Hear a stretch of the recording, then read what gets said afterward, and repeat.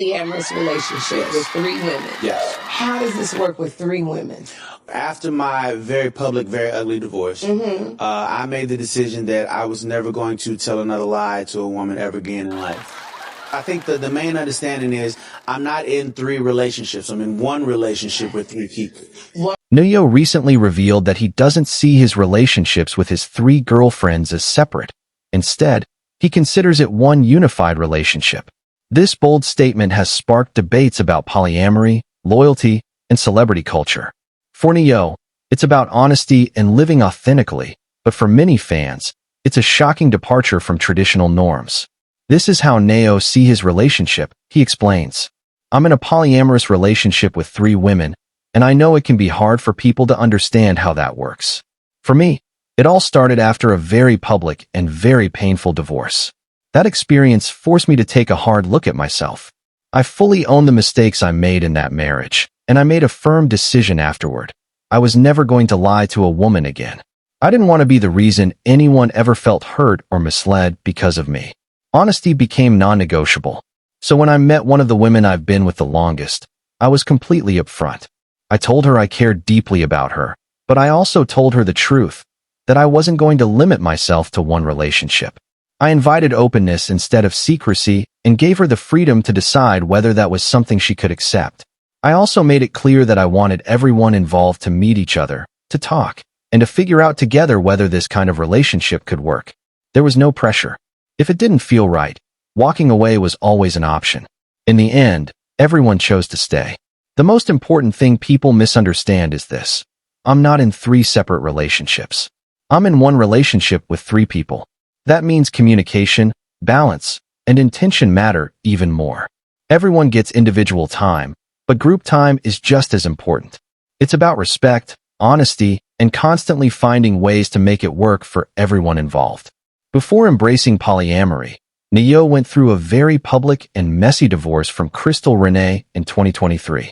Renee accused him of infidelity, and it was revealed he fathered two children outside their marriage. The scandal damaged his image, but it also set the stage for his new lifestyle. Neo himself admitted that the divorce pushed him toward reevaluating relationships and ultimately led him to polyamory. During an interview with Shiri, he explained that dating more than one woman is not difficult. This is how he manages them. Someone asked me how I handle Valentine's Day, and honestly, it's not as complicated as people think. These are three different women with three very different personalities, so I can't do generic gestures. I'm not buying the same red roses for everyone. First of all, I don't even like red roses. Each gift has to reflect who she is as a person. It has to feel intentional, not copied and pasted. When it comes to what we do for the day, where we go, or how we celebrate, that's something we decide together. We'll choose one restaurant, one concert, or one shared experience, and then each person receives her individual gift. That way, everyone feels seen, valued, and appreciated. People often say it sounds like a lot of work, more work than being with one person. And maybe it is, but I've never been afraid of hard work. If something matters to you, you put in the effort. Simple as that. Another question that always comes up is whether the women can date other men. The answer is no, but not for the reasons people usually assume. I've never demanded exclusivity. I've never told anyone, if it's not me, it's nobody. I didn't ask for that. They chose me. They offered their exclusivity freely, and when someone gives you something willingly, you respect it. That said, I don't operate from a place of ownership or control. I believe in partnership, not possession. I don't want to own anyone. I want to build something with them. But when exclusivity is given, it's meaningful. It's a commitment, and it's treated that way. I know it sounds unconventional, and I get why people need time to sit with it.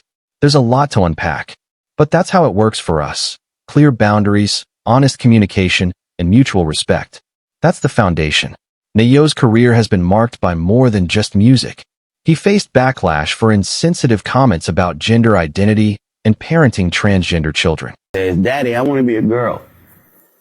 And you just let him rock with that? Exactly. Like, when did it become a good idea to let a 5-year-old, let a 6-year-old, let a 12-year-old make a life-changing decision for themselves? In 2024, he apologized after making a tone-deaf remark about sexual assault during a concert in New Zealand, the Express Tribune. These incidents painted him as careless with his words, forcing him to publicly apologize and rebuild trust with fans. Now, Neyo's embrace of polyamory is both celebrated and criticized. Some fans applaud his honesty and say he's breaking stigmas around non-traditional relationships.